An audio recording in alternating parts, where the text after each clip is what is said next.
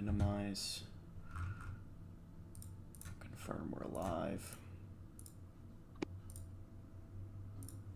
I think we are. Nice.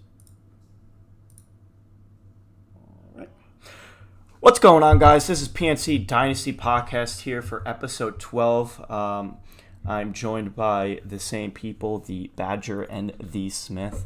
No Derek today. He's at a concert, having some fun, even though this is a job and you should be here.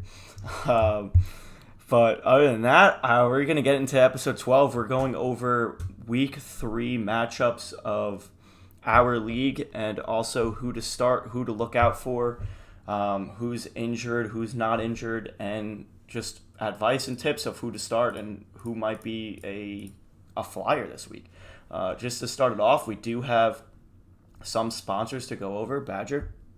Yep. So the sponsorship plug, please start actually sponsoring us and giving some monetary value. But just want to say, better than Vegas. Talk about it every week. Head on over there to get all your sports handicapping needs, video analysis. They do free giveaways virtually every day, so make sure you follow them on Twitter. You just got to retweet, and they give away free money every day. Also, you can get on their website and get those handicapping picks. I think there's someone up over 100 units already this month, which is insane. Also, gemlinesports.com. I post 2 plays at least there every week in the newsletter. I'm currently 3-1, so in second place right now through the first 2 weeks. I have one 1-point play in the NFL and a 2-point play as well in college football this week. Also purchased a newsletter for just $80 whole season. You get all the plays. And obviously, our favorite people over at Better Fantasy. Yes. Vin and I have been testing this app out. It's going to be going live very soon. Head on over to Better Fantasy, BETTOR, fantasy.com. Sign up 3 times. Better credits. And it's going to be completely free this year. So you can win prizes for free. Player props, anything you want. I actually got a great line on a player prop. Joe Burrow under, I think it was 270 passing yards, and it's way down now. So, like that. But yeah, it's going to be great. Thank you. Awesome. Better Fantasy. Everything. Go. If you have questions, obviously, Twitter, go to Badgers Bets or PnC Dynasty. We'll answer your questions about any of the sponsors, but definitely hit them up. Now to the news. We got crazy news this week because we actually have some injuries, some people to look out for, and also new people starting, just like Justin Fields. He's going to be taking the reins for week 3, starting against a very tough defense for his first start against the Browns. And he may not start next week, even if he does well, because if Andy Dalton's healthy, they're just going to play Andy Dalton, as what they seem to do. So if Justin Fields is out here throwing 5 touchdowns, 0 interceptions, and running for, the most yards ever, Andy Dalton's going to be in there once he's healthy. So that's going to be interesting to watch. I'm just excited to watch Justin Fields play. Tua is officially out with a fractured rib. First comes with a negative X-ray, then it's positive. So something to look out for. Brissett, not someone to just shrug your shoulders at, but still, they're up against the Raiders this week. I think the Raiders continue their undefeated streak, go 3-0. Antonio Brown, COVID list. New rules, he is vaccinated, so I think he needs 2 tests back-to-back, 24 hours between it for him to return. It's going to be questionable for Sunday. Any of the big ones, Carson Wentz with both of his ankles, not just one. Pretty sure both. How do you do that? No idea. Carson Wentz. I really don't know how you do both of your ankles. Carson Wentz. It's literally Carson Wentz. First, Jarvis Landry goes out, but then I think Odell is expected to go back. So it's weird. They're just flopping here. I think one gets injured, then the other one comes back in, and, flip-flop. Gibson, didn't practice today. I don't think Josh Jacobs practiced, but that man never practices. The San Francisco running backs, question mark, like always. Deontay Johnson misses the practice, so who knows what's going to happen there. Maybe he'll start. It's going to be interesting. Chenault is a full participant for week 3, so he's going to be there. T. Higgins day-to-day. There's a lot going on this week, and there's a lot to cover. There is also a lot to keep an eye out. It is Wednesday, so we still got a few more days for these guys besides, I guess, really Christian McCaffrey, because he's the only one. I don't even know if he's still questionable, but he's playing tomorrow. He's playing, and we're going to watch the rookie Mills take over his first start as a Texan, and who knows how that's going to go. Say a quick prayer for that man. He's going to be that's going to be having a day. It's going to be sad. That game is going to be sad, and Carolina's probably going to see themselves go 3-0, which is another great thing for these teams that you wouldn't expect.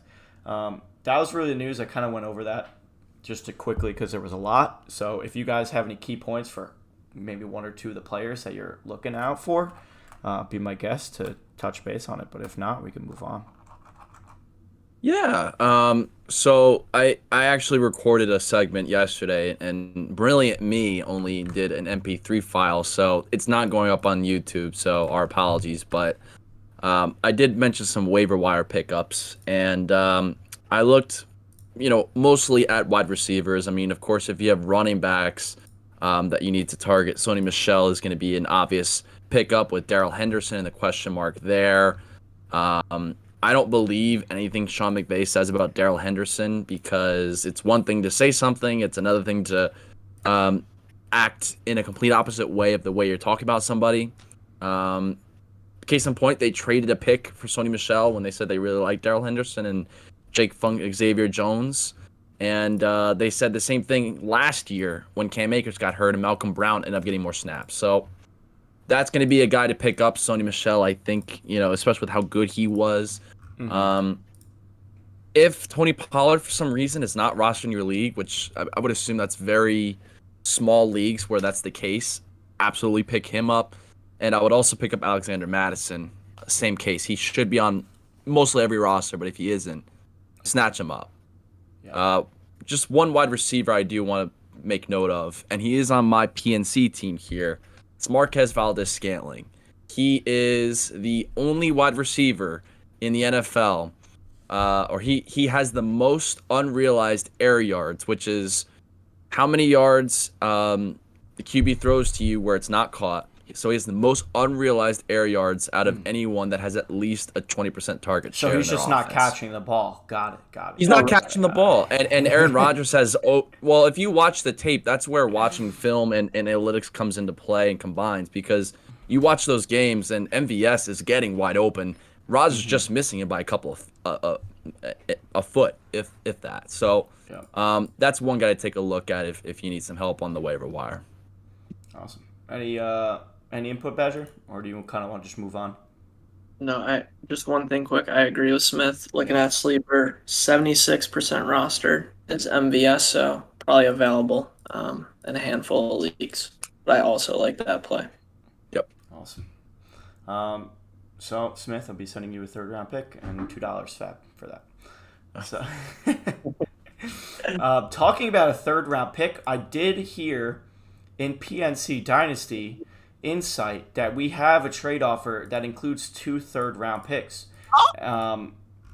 Is it going to go through? We may see during the stream. May happen after. Oh, my God. But 2 third-round picks are getting tossed around there for a running back that does not start on a team currently. But whoa. Okay, so we know who has this running back. And we'll move on from that one. So to go over, I think we're gonna kind of break down our matchups this week. But before we do the matchups, and since we really couldn't join Smith, unfortunately, with the podcast yesterday, we did have multiple 50-point plus wins in our matchups last week. Badger, who is pointing at himself, was one of the teams that got destroyed. I was one of the teams that destroyed another team, And then we had Dan, who got absolutely annihilated. Yeah. Literally annihilated. I was going to say a bad word, but I think you guys know what word that would be. And in our league, not only are you punished for being last place, you are punished if you get 50 pieced or more. So in that punishment, we change your name and we change your logo to whatever we want until you win. Unfortunately for me, the team that I beat by 50 is now up against a worse team in our league who scored a total of 79 points in our scoring.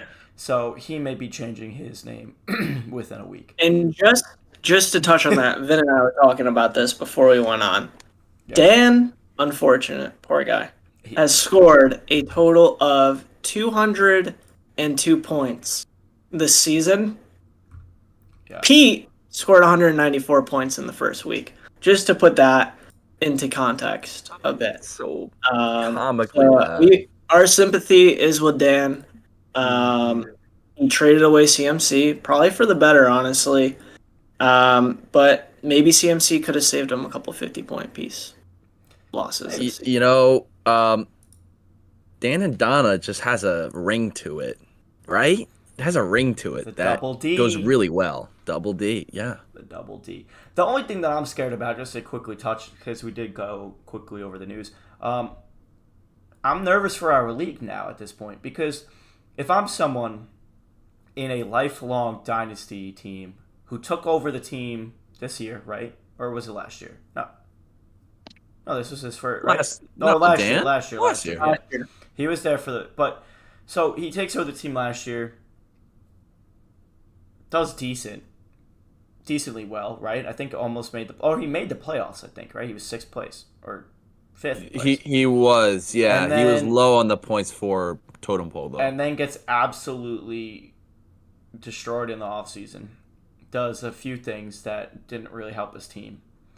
And I mean, yeah, I guess temporarily help Mark his team Ingram now. as a running back. It's kind of, and it's one of those things as a commissioner, like the next 3 years for this man's team, even 5 years, could be absolutely. And he traded away his picks. He can be at the bottom for the next 5 years, and who is going to want to continue to pay and be part of this is something that I have to start thinking about, because he enjoys the league. I know, but when you get punished 3 years in a row, I don't think you enjoy the league anymore.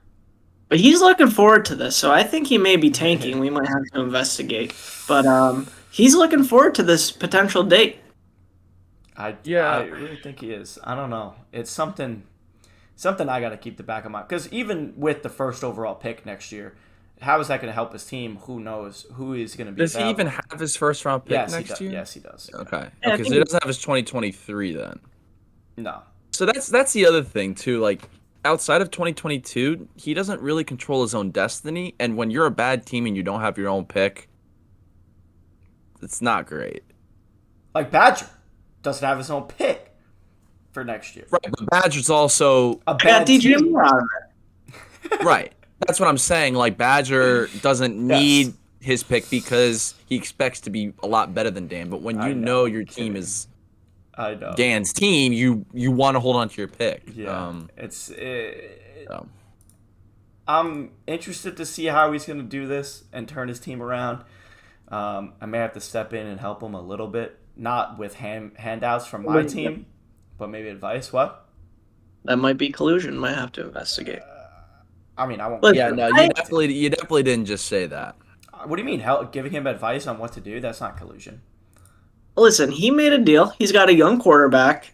The problem is his running backs. So maybe he gets something this offseason. You never know. Yeah.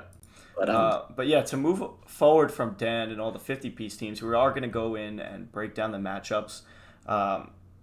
There is a matchup between myself and Smith this week, which is actually going to be, I think, closer than what Sleeper is projecting and what most people may think. But yeah, I think we're going to get into that. But Badger, do you want to start off by going over your matchup? Yeah, so my matchup, toilet bowl of the week. So we have a lot of teams at that 2-2 mark. based on the points for median. I was lucky to get 2 points for there, and I'm going against Parker.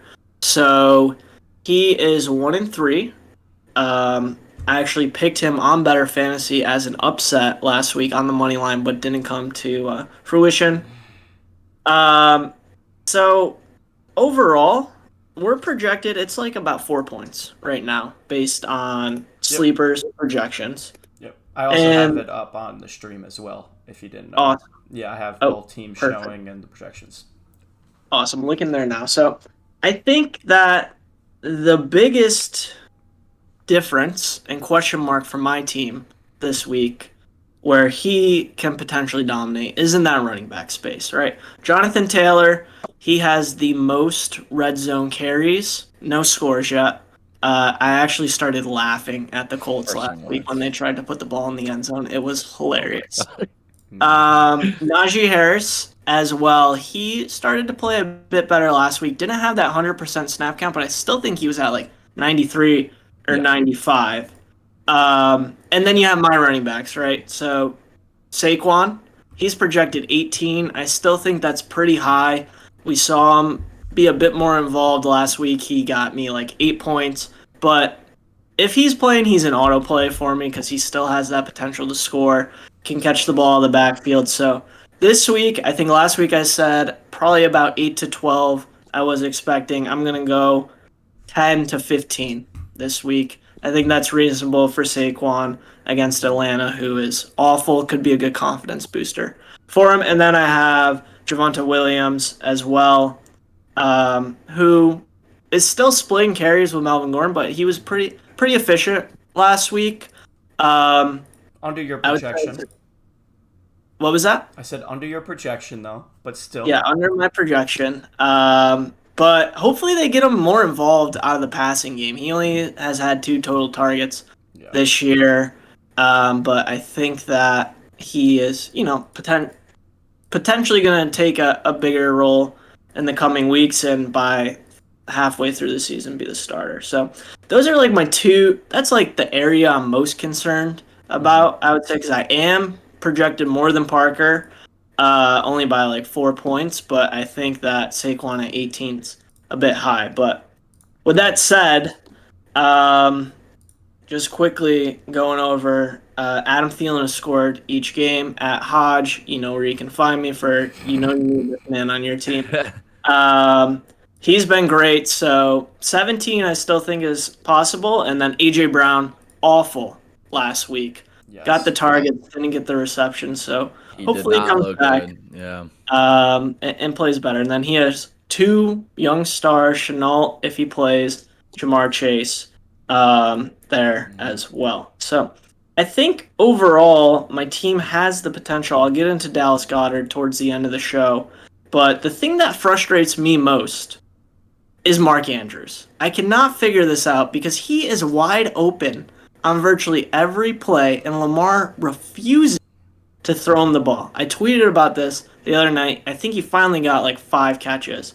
But it's very frustrating because Lamar, for some reason, thinks he can throw the ball down the field and be a star. And Mark Andrews is literally just sitting there, waiting for the ball virtually every play. So that started to frustrate me. I actually put him on the trade block and took him off. But that's one area of concern, I would say. It's the first time I've seen Badger rage trade block someone ever. Yeah, it's frustrating. You just paid this man like $60 million, and you're not going to throw him the ball? It's ridiculous. And I thought... Fantasy football, man. It really is. I was just going to say, because, it's almost similar to Kittle. Yeah, it is. Yeah, right? That's Parker's tight end, George Kittle. So... And... if we had the show yesterday, and I don't know if Smith touched on it, but is it time to panic on George Kittle if he doesn't have a great week again this week? And he's projected, almost 17 points this week. I don't even think he's come close to that quite yet. I'm pretty sure he's had 13.8, and then similar to Mark Andrews. They had flopped, weeks, basically, because George Kittle tanked and got 6 points, just like Mark Andrews. And, could you say the same thing with Mark Andrews? If they both don't have a great week this week, do you start to get nervous? I think so, especially against Detroit with Mark Andrews. I think I didn't touch on Kittle, but I think Hawkinson has very clearly passed him as the tight end 3 this year. I don't think that's a debate. I do think, though, that, one of the things that Jimmy Garoppolo does is he's a big short pass guy. His average depth of target is not anywhere close to the high end. I think it's actually at the bottom of the league. And if you think about it, Deebo Samuel, that's where he does his damage. The whole idea was to have Deebo and Kittle go these short to intermediate routes, and you have Ayuk going these long, intermediate to long routes. Now that Ayuk isn't there, they don't really have a field stretcher. So they've been going to this short range the entire time. And Deebo Samuel, I think, had like a 50% target share in week 1 and wasn't that far off in week 2. I don't think you can expect that to happen. So I think Kittle will come back. But, Ayuk not being on the field might actually hurt Kittle in this instance. I think he spaces out the field, and you don't really have those safeties that can come in and double team George Kittle along with a linebacker because they've got to worry about Ayuk. So until Ayuk shows that he can get back on the field, I think that's going to have a negative effect on George Kittle. Maybe I'm wrong. No, I agree with that. And, I thought George Kittle, this would be the year he finally got to double-digit touchdowns. But it doesn't appear that is going to happen. Still early, though. Still early. Overreactions. And then just to round it out, DJ Moore against Kenyon Drake. Gruden doesn't love Drake, so I don't know what to think of that there. They pay this man all the money, and he gets a lot of receptions, though. Yeah, I mean, last week he got 10 fantasy points, so he's relevant, I would say, but I heard something that Gruden might have forgot that he was on the Washington football team and got cut. Peyton Barber. So, and then he's going with Cordell Patterson as a flex, which is interesting. He had a great week last week. We were actually talking about it in the chat. 33% snap share last week. I thought it was more than that, but he played well. 6 targets, 5 receptions, and a touchdown. So, hey, I don't know if the goal line work. That's all we care about. Yeah, goal line work. Offense. That's all we care about. And they're going against the Giants, who don't have a good defense. So we'll see. That's going to be much like Parker and I's game, a toilet bowl game. And then I won't even touch on the kickers and defense because, not really relevant in my opinion. Even though Carlson was one of your best players week 1. Come on. He is your best player, but there is no point to touch on him because they're going to be gone. I still got 50 piece, so it doesn't matter. Yeah, that's true.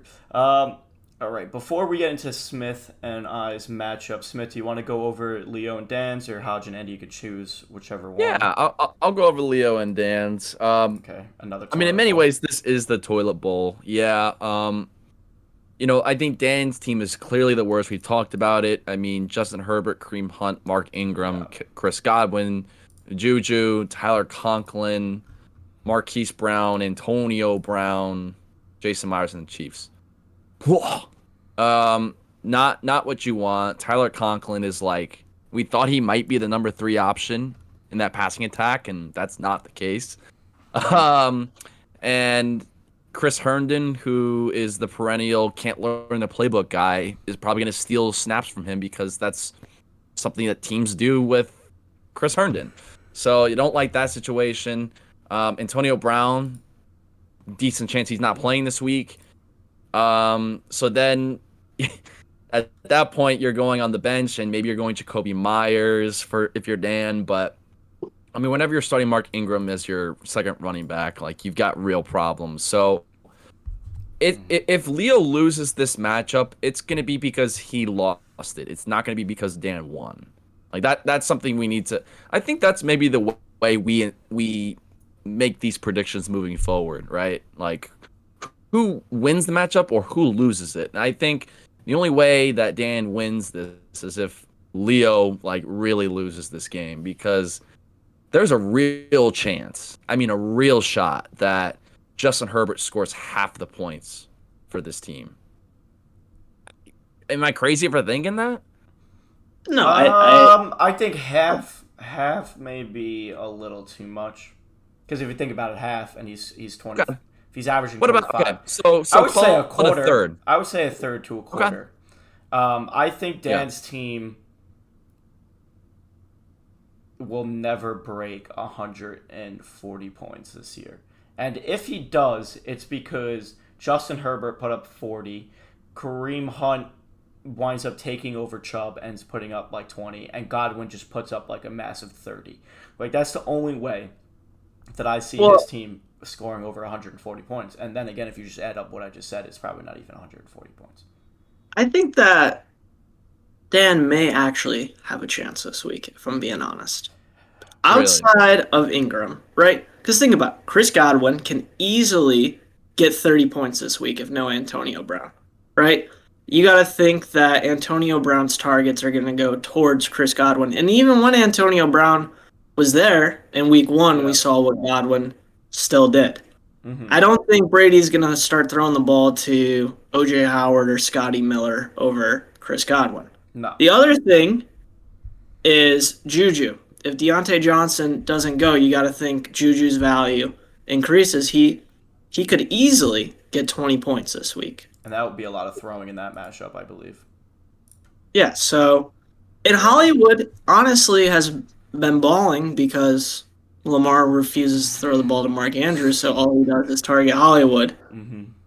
And Jacoby Myers has gotten the target. I think he's had 7 to 9 targets in the first 2 weeks. The problem is Mac Jones doesn't like to throw the ball downfield, so Jacoby Myers would have to make do with those short receptions.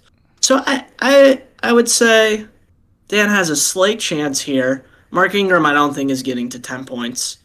But that Kareem Hunt ability to get 18 points is still there as well, I think. Yeah, I think the most important piece for Dan to be able to win this game is for Kyler Murray to not put up 28 points.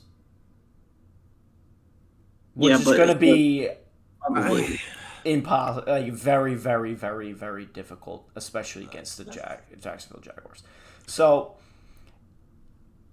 the other thing too is, right, are the Ravens going to give Latavius Murray a bit more work this week? He looked good.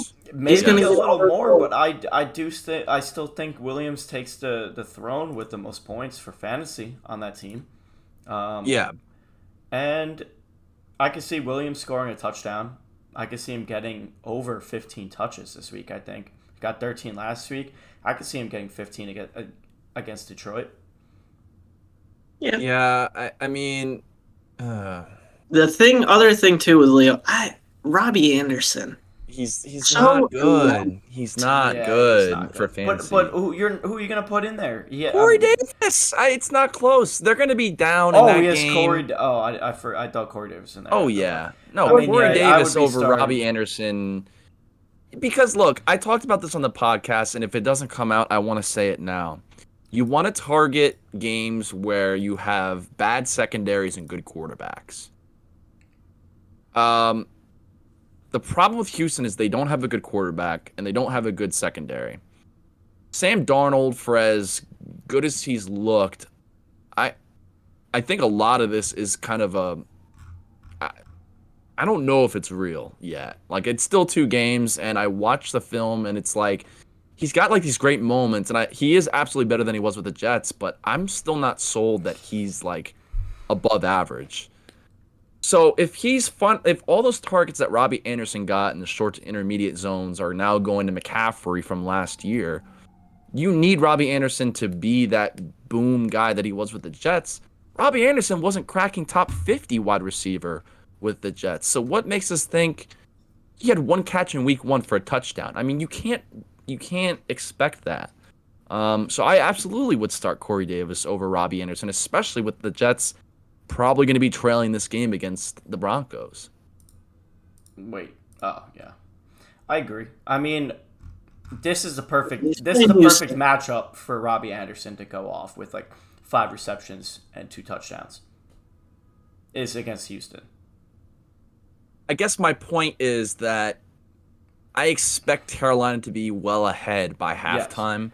I understand. And thus, I think that they probably want to run the ball more. Yeah. And if they So, don't, like if they, yeah, no, I'm gonna like, I don't think backtrack. there's going to be a neutral game script for majority of this game. Yes. But yeah, and I think Michael Pittman, I don't think he's played him yet this year. Had a huge week last week, so we'll see if Carson Wentz goes back to him again this week. With two hurt ankles, who knows what's gonna happen? Yeah. So Yeah, I don't know if I'd start Pittman either. I mean, I like him, but yeah. So are you taking Leon? you know, I was gonna take him without hesitation. Yeah. But I think I think like for all the reasons you brought up, like if this lineup stays, it might be closer. And I mean, the Godwin matchup is perfect for him because that's it's a good defense with the Rams, but Tom Brady, it's going to be a high scoring affair, right? Like you just know it is. This this literally could be what the was it the Patriots? No, that was a really low scoring game. The Rams. It could be. Chiefs, It could be. You it remember could like be the the Rams other and Chiefs? Chiefs Yes, the game. Rams and Chiefs. This Yes, could be like the Rams and Chiefs game. it could be. Absolutely, absolutely. Yeah. In Los Angeles too. So I mean, yeah. So I mean, if Antonio, here's the way I'll put it. If Antonio Brown is out, Leo's gonna win. If Antonio Brown is in, I still say 60-40 Leo. Yeah. I agree. I picked Leo in our weekly, but Yeah. Just looking at it, I mean Dan's got a couple guys who can boom, but Exactly. Yeah. All right. Moving on to the next matchup, I'm going to touch on one, and then we'll kind of go back down the list to go over the remaining three. I'm going to start with Ryan versus Chris. This one's a little closer in projections and closer in my head as well when coming to who I think is going to win. The matchups on both sides are very interesting. Christian McCaffrey could easily get 30 points against Houston.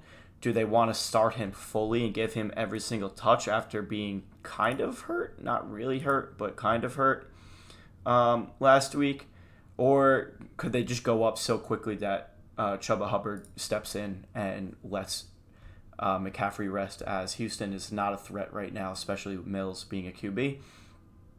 And then you have Lamar Jackson and Mahomes. I think that's a closer matchup than people will think right away. I think Lamar Jackson can easily score 30 points this week against a Detroit team.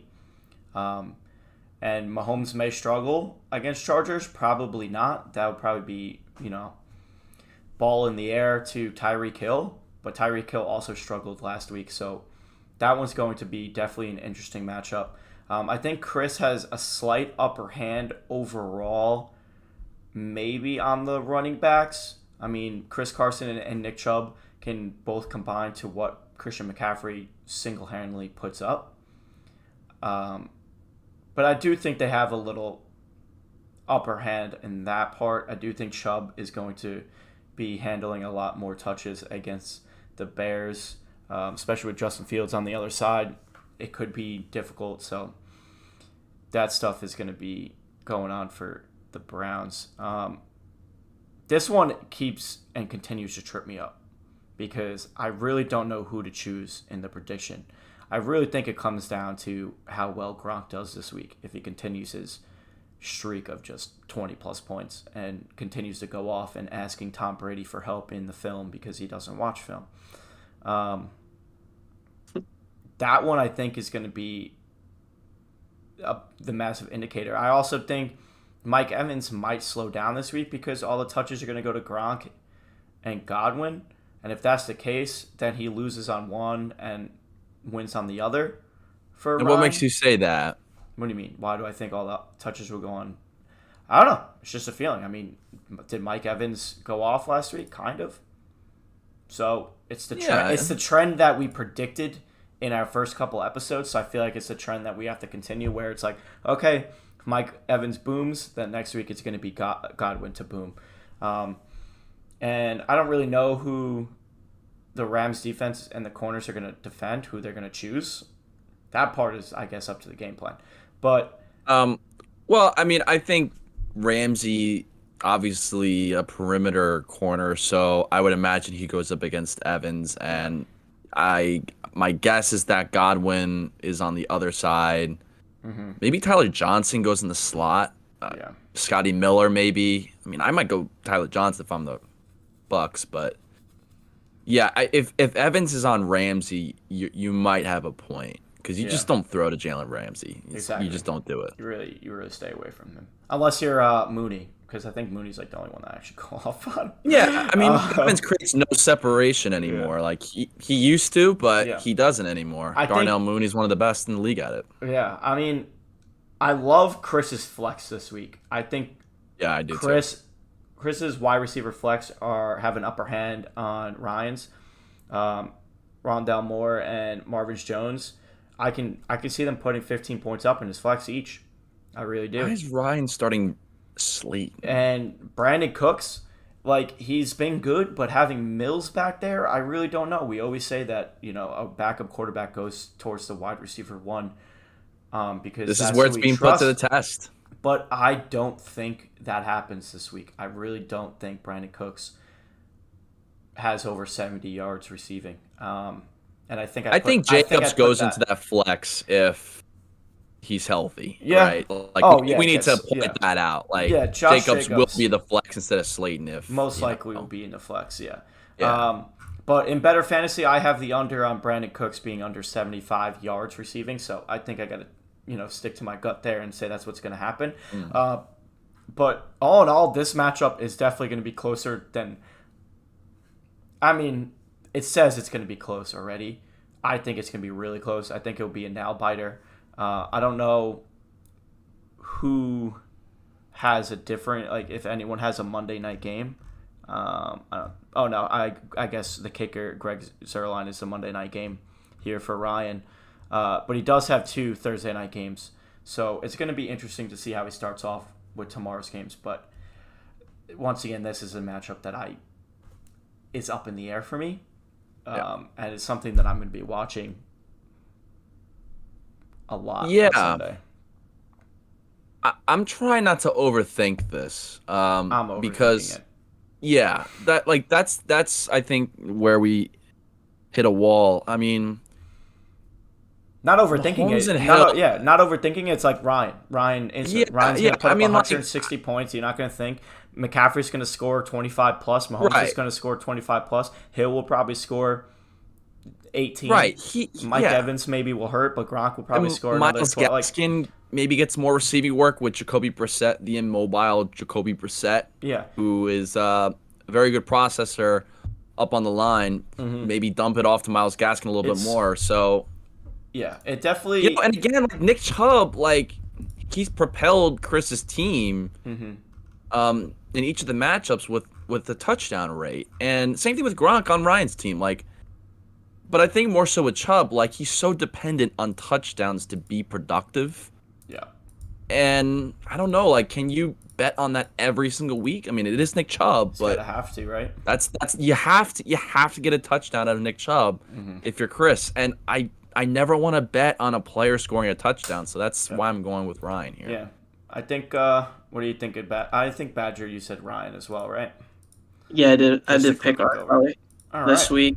It's another matchup to watch. Okay, so moving on. Badger, I guess you want to touch on and ask myself and Smith some questions about our matchup, and then we'll kind of move forward. We are at the 40-minute mark, so we have 20 minutes if we want to stay around the hour, so...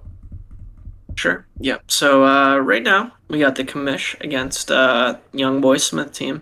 Currently projected 165 for Vinny against 148, but I think we all agree we think this is going to be a bit closer than forecast. Something surprising, I guess, just right off the bat is Jalen Hurts is projected pretty much the same amount as Rodgers. And I don't know. Excuse me, Kyrie refers that. Jalen Hurts is projected more than Rodgers. More. 0.04. More than Aaron Rodgers. It's actually also crazy to point out, too. Sorry, I know this is your thing, but Justin Fields is projected to tie. Basically, is in the same range of Ryan Tannehill and Daniel Jones with points for fantasy. Like he's not projected low ball like 18.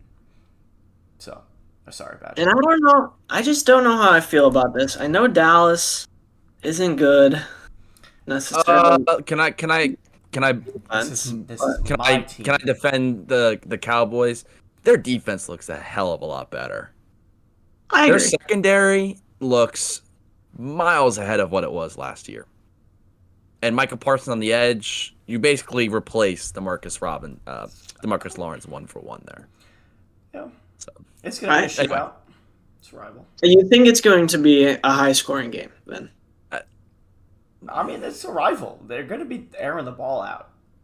I don't know if I see don't know. Jalen Hurts getting 24 and a half I points, honestly. on his legs, with his legs, I think he can. he's a Konami QB. He's a cheat code.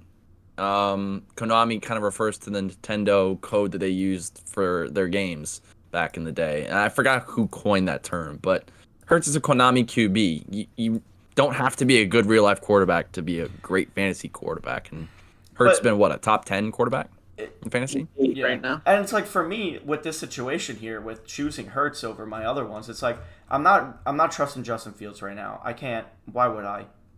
There's no point to take that risk this early in the season, especially against. You could go a team with that beat- Fields Robinson stack. But you know? like, do I really want to start Tannehill after what he's done to me in these past 2 weeks and risk him going off against Indy? Are they going to throw the ball more? Probably after rushing 35 times and giving the top receiving to Derrick Henry, which we'll get in a bit because this man is going off in PPR leagues right now because he's a beast. But then you have Daniel Jones, who's actually, I think, a top 10 or he's a top 5 QB right now, Daniel Jones, and he's up against Atlanta. But it's one of those. But it's one of those things where it's like, is Daniel Jones going to continue to rush for 80 yards? Can he? Of course he can. He's actually fast, and I think he should utilize his legs more, but he doesn't for some reason. Probably because Jason Garrett's a loser. But I can't see myself taking the risk on Tannehill after what Tannehill's done in the past 2 weeks, and I just don't want to take the risk of starting Daniel Jones. So I feel like I have to just stick with who's been pretty solid and consistent. No, I agree. I mean, he's put up at least 20 points each week. Yeah. Take away that touchdown last week, though, and he's looking at about 14. But Don't take away touchdowns. Don't take away touchdowns. let's we want to Sorry. you know, Rodgers can't do it with his legs either, so he's kind of dependent on the touchdowns. He had right around 35 last week in our league with 4 touchdowns. So, Yeah. I guess that's something that interests me when I first saw it. So good to get both your perspective on that. I think for the most part, we're in agreement that Vinny has a slight edge in the running back department. And wide receiver. All right, we'll get there. But Kamara and Eckler. Kamara laid an egg last week. 22. It's pretty hefty against New England. But about 19 for Eckler against Kansas City. Can easily see that. Then we have Smith's side.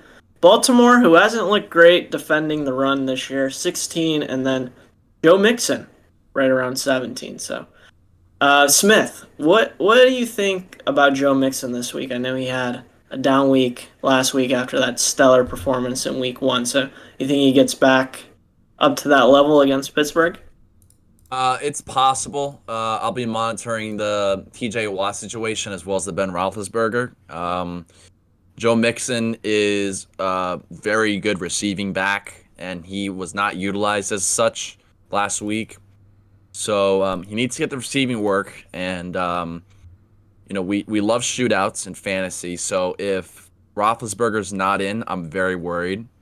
If Roethlisberger is healthy, I am a lot more optimistic about his outlook because I think that'll lead to more positive passing game scripts. And, they also just weren't getting in the end zone. I don't think they had a single play within the 5-yard line during week 2. I might be mistaken. But the touchdowns they had were I think it was like a long pass to Jamar Chase. What else is new, right? But Goal line, they like to give Mixon the ball. So, again, do we want to bet on touchdowns? No, but am I willing to bet on a few more receptions, a few more receiving yards? I think that's fair. So, I would say like 16 apiece for Mixon and Swift is like, I would say like their 60th percentile outcome. Okay. No, I agree with that. Swift 11.8 against Green Bay, 63% snap share, didn't find the end zone, but he's still, I think, going to get those 8-ish targets a game, so that gives him the ability there. Moving on to the wide receivers, and this is something that interests me. We got DK Metcalf and Allen Robinson for the commish against T. Higgins with a question mark, it appears, day to day, and Cortland Sutton, who absolutely balled out last week and didn't even have a touchdown. So, Vin, DK Metcalf started to get utilized a bit more last week, but it seems like Russ likes to throw it to Lockett. Of course. Downfield. And then Allen Robinson, are you worried about Robinson at all? Am I worried about Robinson? Not really yet. Smith has been asking me every week if his value continues to go down because Smith wants it. And right now, my best wide receiver on my team is Christian Kirk, if you look at the rankings and who scored the most points throughout 2 weeks. And, of course, I'm not starting him. But for Allen Robinson, I mean, he's one of those guys where he could just have a slow start. A lot of wide receivers this year that were vets had a slow start from 1 to 2. Week 1 they didn't really do much, but then week 2 they had their week. Am I expecting Robinson to have a crazy week this week? No, but am I hoping that Justin Fields targets him? I believe he will. Is he going to be a main target against the Browns? I think so. I think this is going to be a leap for Robinson from week 2 to 3. Is it going to be what his ceiling is or what we expect? I don't believe so. I think last week is when I saw a ceiling of one of my players in Derrick Henry.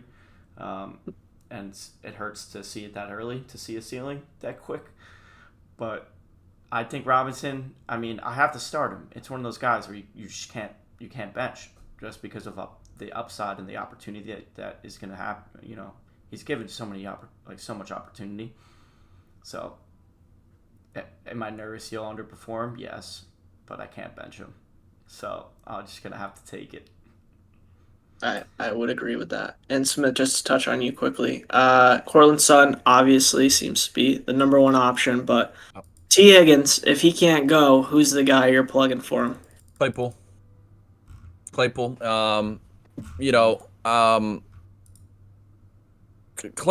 is like 1 or 2 plays away from being a top 24 wide receiver right now. He's had a few plays that were really close that he almost caught, which were unbelievable. He has not found the end zone, and he has, I think, like top 5 most unrealized air yards alongside Cortland Sutton, if you can believe that, and Marquez Valdes Scantling. And that's a very predictive stat because that shows that the quarterback likes targeting those guys. So I would start Claypool with confidence, especially if Deontay Johnson is out. So he would be my easy replacement there. Claypool is my flex, though, so I'd have to figure out who my other flex would be. And, do I start Ayuk and risk that? Or, do I hope that that's his boom week? Or do I go with Bryan Edwards going up against Miami? So I've got some decisions to make there, but it would be difficult without T. Higgins, I'll admit. No, definitely. And just tight end quick, we got Hawkinson, who seems to be on pace for 7,000 targets this year. Noah Fant, who actually produced each week thus far, at least 15 points as well. So I think this is a good matchup to watch as well. I would say maybe one of the premier tight end matchups in the league this week. Yep. As well. And then flex, you kind of touched on it with Claypool. You also have Harris in there, Smith, and then yep.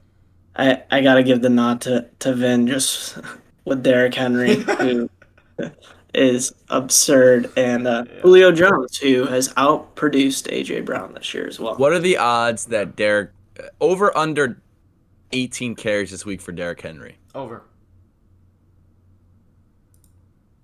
Okay. I think he goes over. I think he goes over. I just want to touch base on Derrick Henry real quick. This man, yes, he got used and abused last week at 35 rushes and 6 receptions. So he had 41 touches on the ball. Obscene. But his touchdowns, he was barely touched. So you have to look at Derrick Henry and like 35 touches. Like, yes, obviously 3 touchdowns he wasn't touched because he scored the touchdown, wasn't tackled, but he wasn't even like, he didn't have to break a tackle to get through those. Like, he just was empty space running through them. Yeah. And most of the time when you're watching him, some of the plays you get scared, obviously for me as a fantasy owner and for him being just a freak athlete, and I always wanted to watch him succeed and play. You get some scared when there's like 6 guys around him holding down his ankles and he's just standing there and you're like, please don't hurt yourself. But I think he's just built different to the point where 35 targets may make him soar a little bit, but I don't think he's hurting. And can he do 35 again? He could probably do 35 again. But will they do that to him? I don't believe so. But I think the most important thing about Derrick Henry is his receptions this year. He already has 9 catches this year. He led the league and he led his team in targets last week. He caught all 6 of his receptions. He's not a PPR. He's not usually a running back to catch the ball. Now this year, he's learning how to catch. Like, he's not learning how to catch. He's just getting more opportunities to show off that skill, and he's been working on it. So I'm excited for him. And I mean, against Indy, especially if Carson Wentz doesn't really play with his ankles, I think he has a good chance to do at least 20 touches again. Just to Smith's point, last year he only failed to get 17 touches once. Yeah. Which is crazy. Yeah. And he had 17 touches week 1 for 2021. So I think 18's realistic. I think 18, yeah. But with that said, and Smith, just Damian Harris. What do you think? RB1 in New England? He is. Yes, he is. Mac Jones can't target. He can't. Who's the other running back? James White. He can't target James White like 10 times a game. Teams are going to catch up to that. So, in terms of usage at the goal line and efficiency running the ball, which is what they like to do with a really good offensive line, yes, he is the RB1 in New England. All right. And then 2, we'll just quick kickers. Younghoe Koo, struggling this year based solely on Atlanta's ability to score, and then Tyler Bass. So, top 3 talent, bottom 3 opportunities so far. Yeah, yep. I mean, hey, he was the one that carried your team last year, but we're not going to get into that. So, anyways, I think we agree. Closer matchup than projections. So, yes, for the record, I am going with Vinny in this matchup. I think it hangs on T. Higgins and his availability. It does. It would be a close. I would say it would be within 10 points, maybe 15 points if T. Higgins is a go. And if T. Higgins out, I think I can win by a decent margin. So, yeah. I mean, I'm just hoping my team performs. I've seen it week 1, so every single week is a question mark for me. Yeah. And I hope the 166 was not really a ceiling for my team, but was similar to just above average. So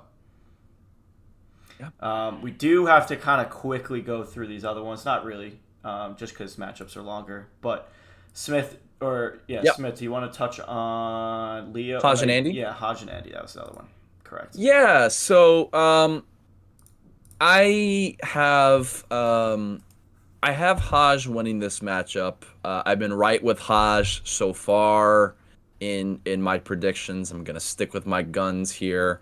I think I'm worried about Dalvin Cook on Andy's team. I'm mildly concerned about Antonio Gibson, that he's not 100%, and Washington football team has shown a willingness to give J.D. McKissick the the goal line work with Antonio Gibson not being 100%. I think Ezekiel Elliott still outpaced Tony Pollard in touches. I know he wasn't as explosive, but there's a reason Tony Pollard's the backup. I'm just going to leave it at that. He's better when he's not used like a workhorse back, and that's where Ezekiel Elliott comes into play. And you saw Zeke get enough touches where you're thinking that's his floor.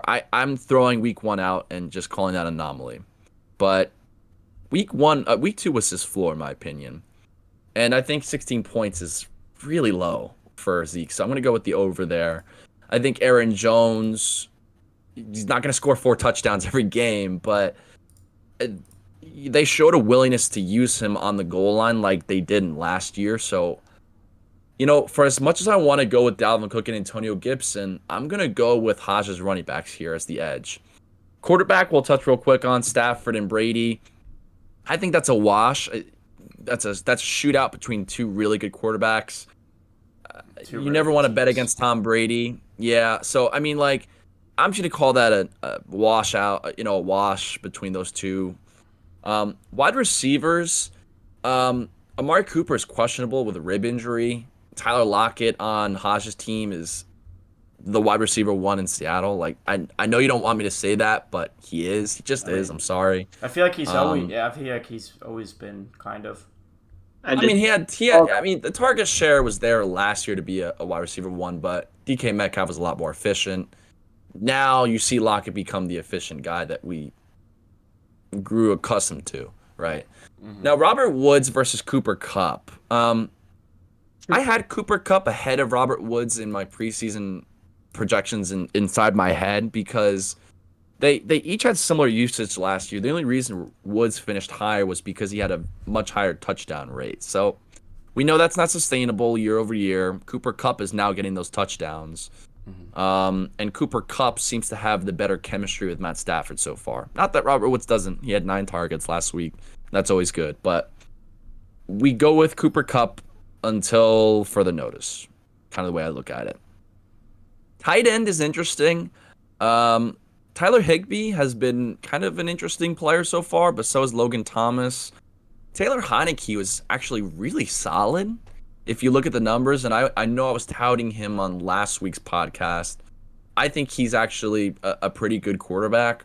So I do like Logan Thomas, especially since Heineke isn't using his legs to scramble like I thought he would. So we're very high on Logan Thomas there. I think I give a slight edge to Thomas over Higbee there. The flexes are going to be what makes or breaks this game for me, in my opinion, though, because it's really, really close between Hodge. He has Deebo Samuel and Kenny Galladay, and he has Mike Williams and Devonta Smith. Of the 4, I think Mike Williams is the best. I think he has weekly ability to be the wide receiver 1 because he's getting 12 targets a game now. That's incredible. So he has potential to boom to wide receiver 1 every single week. But Deebo Samuel, if he keeps getting these targets, has potential to do that as well.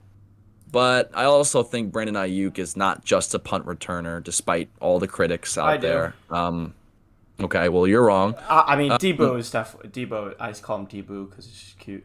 Deebo is definitely the wide receiver 1 there, and I don't think Ayuk take that. He is, but I still think, I think this is the week Galladay gets it together, right? Because. Well, like I said, actually move Galladay to the bench, it looks like. Okay. Let me refresh. Tyler Boyd is now in there. No. Tyler Boyd, we refreshed. He's there. No. Hodge, go back. We love, I've said it multiple times already. We love bad defenses with a good quarterback on their team. I don't know if Matt Ryan's a good quarterback at this point, but he's serviceable. And the Giants' defense is bad, and Daniel Jones is like fake good right now, right? So I think this is the week Kenny Galladay gets it together.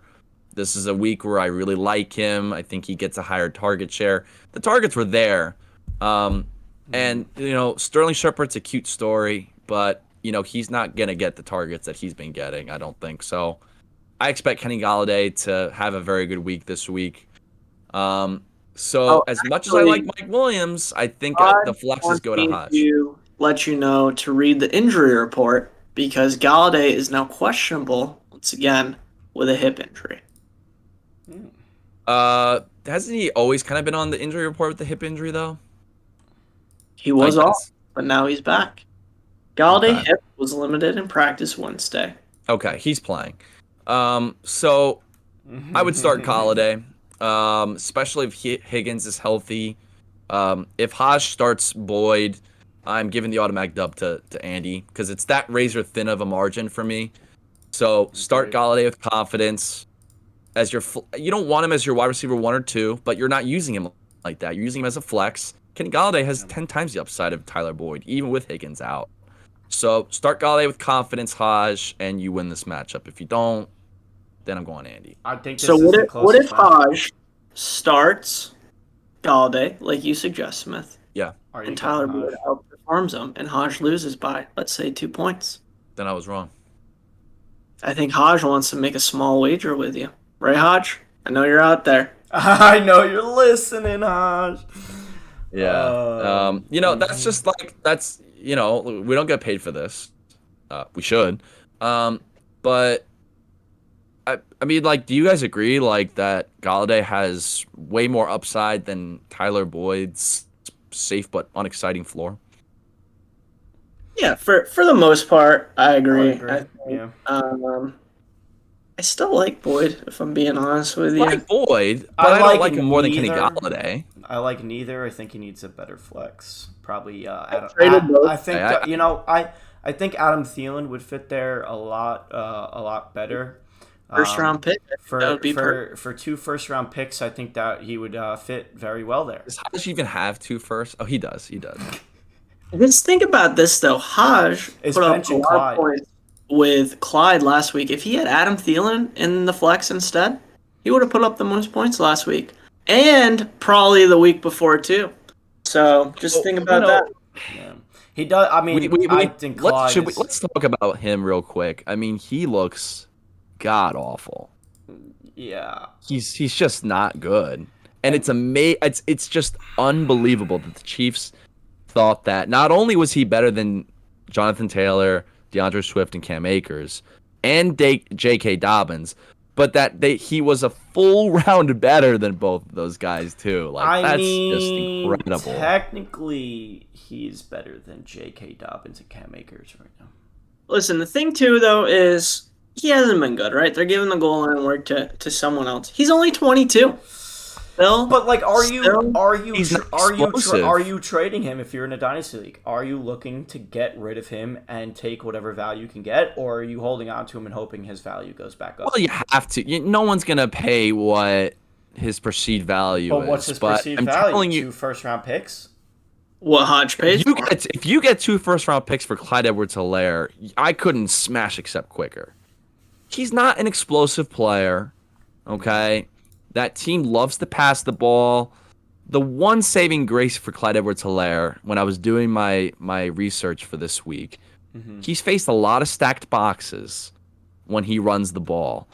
How defenses stack the box against Patrick Mahomes is beyond me, but they're doing it nonetheless. So if he gets less stacked boxes and Mahomes opens up the field with Hill and Kelsey, that could be the one saving grace. But you still have other running backs in the league that win with stacked boxes. Clyde Edwards-Helaire is not that guy because he's not explosive. He cannot bounce it out to the perimeter, to the outside. I think he's a bench running back that needs to sit there until you have He's a flex. He's a flex running back, and Hodge has better options for his flex right now. Yep. That's simple. Throw him on the tackle squad. Yeah. And, I mean, this matchup is going to be the best one in our league this week, I believe. Agreed. It is against 2 very high-powered teams that are going to be scoring first and second place in the league, too. It is the first and second place. Andy is undefeated at 4-0, and you have Hodge at 3-1. Yeah. So it's going to be an important matchup for both of them. Are they both going to get the points median? Most likely. So yes. They could end being tied, I believe. after this matchup. So it's going to be very interesting to see who pulls it out and what piece determines the win, because once again, this is going to be a very close matchup, and it's Now, who do you guys have winning? I do not know yet. So for me, I don't know between I'm really messed up here between three matchups, and that's Andy and Haj, Badger and Parker, and Chris and Ryan. I don't know what to do for those. This one, I have Andy. As of now, that's contingent on Cooper and Gibson playing, though. I think Gibson plays. I don't know about Cooper, though. But that's that. That's That a hits. premier matchup. But we have another one, too. We have another one. We do have one other matchup, which I'm going to go over quickly because we're kind of pushing the time here, and I have to go grocery shopping still because I did.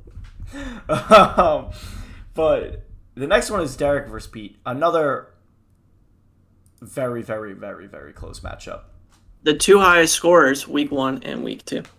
Yes, they are coming off insane weeks. They are scoring points. They are taking this season by steam, and it's another matchup that is really difficult to guess here.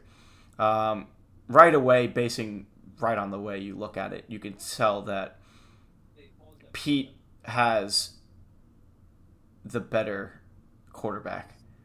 Pete also has a weaker team compared to names. If you're looking at running backs, I think they're almost even, but I also like the matchups on Derek's side. Sanders and Edmonds can have games of their lives. Sanders and Edmonds is so much. Name wise, they are so much better, right? But in this certain situation right now, they tower them because of the matchups. I don't like Henderson against the Rams, against Tampa Bay. I kind of like Mike Davis, but I also don't really like Mike Davis against the Cordero Giants. Patterson show. Exactly. Yeah. And then Sanders, I love against Dallas. I think he could be utilized this week. And I think Chase Edmonds is going to be all over that ball because they're going to be so far in the lead that Chase Edmonds is just going to take every single rush from Kyler so that Kyler doesn't get hurt against a team that literally does not deserve to be playing against Arizona right now. Wouldn't that be James Conner, though? Maybe, but why not just start Chase Edmonds? It doesn't matter.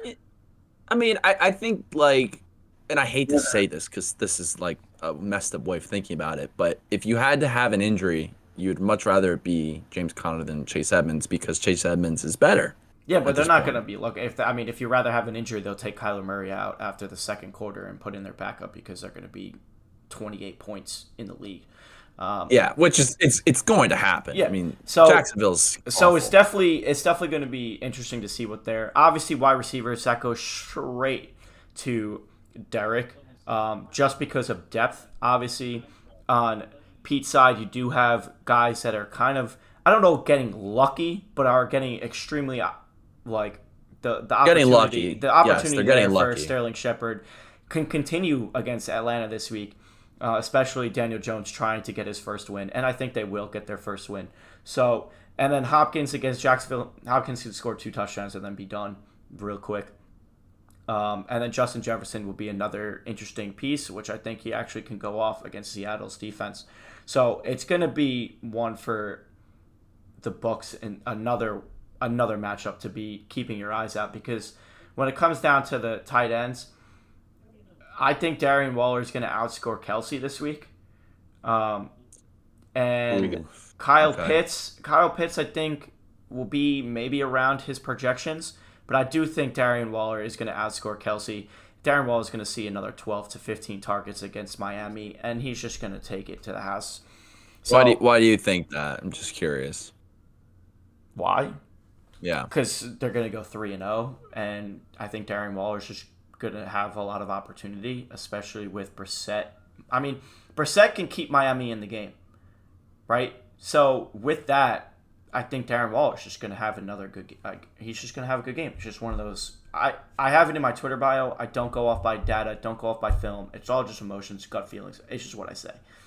So it's just a guess. I guess at this point, everything's a guess. Even with data, you're still guessing.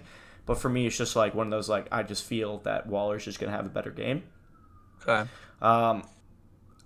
But I think Cole Beasley not is sure what about hurts. that, but I okay. think Cole Beasley here hurts Pete's team, but Cole Beasley also Yes. could just randomly go off. So it's one of those things where if Pete gets super lucky, he could beat Derek this week. But I do have Derek. That should just be his team name. The Yeah. Rainbows or something luck related. I mean, this team is like Justin Jefferson, DeAndre Hopkins, Waller, Russell Wilson. And So I think this it. is another close matchup. I also think Baker Mayfield might be hurting Derek's team a little bit this week. So it's going to be close due to that. But once again, I'm going to have to think about this and sit on who I'm going to choose because I don't know. I just quickly, because I know we need to wrap up soon. Yeah. I'm going with Derek solely on Mike Davis has not even performed over 10 points, I think. And Darrell Henderson is very questionable, and I'm not sure who James White, I guess, or Jamal Williams. Definitely not Ronald Jones. So I'm not sure he would put in the running back, so that's why I'm leaning Derek here. Yeah. All right. I agree. I actually don't think it's going to be a close matchup. I just don't like Pete's team outside of like 4 players. I mean, Mike Davis is the running back 2 in his own team. Yeah. Darrell Henderson, even if he plays, he's not getting all those snaps, especially with how good Sonny Michel looked. All right. And Sterling, no, I'm Derek, and I don't think it's going to be as close as you guys think. All right. I guess we'll definitely see. I mean, projections have them closer. So after that, since we did touch on all these matchups, we're going to kind of go quickly through a quick, just like who we're looking out for. Obviously, matchup of the week, I think we can all say it's probably Andy versus Haj here. Both teams are high-powered. Both teams are probably going to be scoring close to 160, if not over 160 points this week. And it's going to be another matchup that we're constantly looking out for. Do you guys have anything else quick? Because I'm just kind of... You just want to go through your top 6 scoring teams real quick? If you want, I have the same as Badger, so Badger can kind of speak on me if you wanted to talk on yours, Smith. Yeah, so I've got Kelly, Vinny, Hodge, Badger, Chris, and Andy. Those are my 6 this week. Is that the same as... Oh, no, he does Badger. We have Derek. Yeah, I think, like... You saying Badger is probably just a shot in the dark. I think that's my shot in the dark. Like I think Derek is gonna win his match versus Pete, but I get like weird vibes that this is just not gonna be a high scoring affair in general. Yeah. There's your feelings coming out. No data involved. I like it. Well, no, there is some. Like, I mean, Baker Mayfield. Yeah. We suspect that's going to be a negative game script for him. Same thing with CD Lamb. You think the only positive game scripts I really see for him are McLaurin, Pitts, and Kelsey. Yeah. The rest of it, I don't think is like the greatest game script ever. No. So if we're talking about opportunity there, yeah, there's enough high-scoring teams in this league where he could randomly finish like 7th with 135 or 40 points, which is still good. Yeah. Next thing, who we have the most points for, Badger? Who would you say? I said R. Kelly for the 3rd straight week. Yep, agreed. Oh, 3rd straight week for your projections, but third straight week of losing.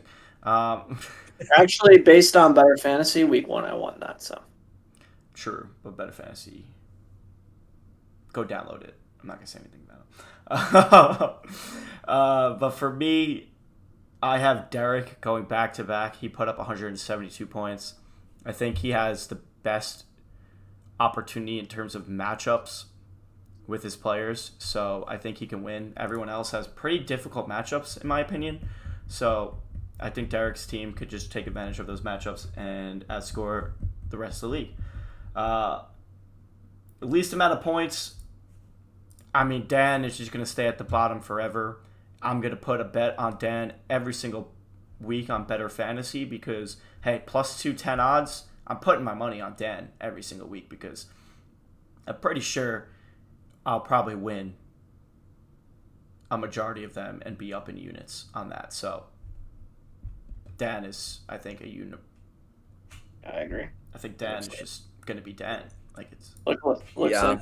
like I think Parker might come in a close second though, like a very close second. But I agree, Dan. Yep. Yeah. And then this one we're gonna do every week because we like to do it, and it actually is kind of a good way to just say we were right. Which player on their team will outperform their projected points? Last week I said Derrick Henry because I think he was only projected 18 points, and I was like, there's no way Derrick Henry's getting 18, and he wound up getting almost 50. This week I am saying DK Metcalf because for me, DK Metcalf is only projected 17 points. And last year, he got 11 targets, I think, against Minnesota and put up like 25 points in fantasy. So I think DK Metcalf is going to be stealing the show in the Seattle wide receiver offense. Shit. Yeah. Last week, so I'm 1-1. First week, I hit it pretty spot on with Adam Thielen. Last week, I went Javonta Williams over, I think it was 10.5. Yeah. It happened. But this week, I'm going with Dallas Goedert. Think that, with Ertz being a question mark, that definitely propels him. Dallas, we saw what Grunt did week 1. Jerry Cook did pretty well last week against them as well, so I think Jalen Hurts gives them 5 to 7 targets and maybe a touchdown here, so I think he'll go. He's only projected 10 points. I agree. I think Dallas Goedert's definitely going to break 10 points. And I would love for him to catch a touchdown because I have him in a touchdown-only league. So I'm going with that. Smith. Yep. Chase Claypool. I've made my case. I'll just leave it at that. All right. Awesome. This is week 3. Yeah, a lot more weeks to go. We got a lot more weeks to go, especially an additional week. And eventually we're going to have starting guests. I mean, we just want to get everything solidified before we get guests on here because we want to make sure we're good and we have a time frame. I think we've been hitting around 115, 120 on every single episode. So we obviously appreciate everyone that's listening in, tuning into our Twitch and YouTube. Once again, social media, if you guys have questions, you want us to help you out with trade information of who to start, who to sit, who to pick up on their waivers. We have social media. We got Twitter, PnC_Dynasty. All of us, we're giving your advice. We're always talking, and we're shooting out our hot takes. So if you guys have questions or need help, reach out. We're always here to help. And good luck on week 3. Good luck tomorrow if you got players starting. And remember, do not put those guys in the flex. Keep them where they belong on your bench. No, I'm kidding. But put them in their regular position. Don't leave them on the flex. Be smart. Don't start anyone on the Texans. They're going to be bad. And that's it. We'll see you guys next Tuesday when we go over what happened this week. Peace. Bye-bye.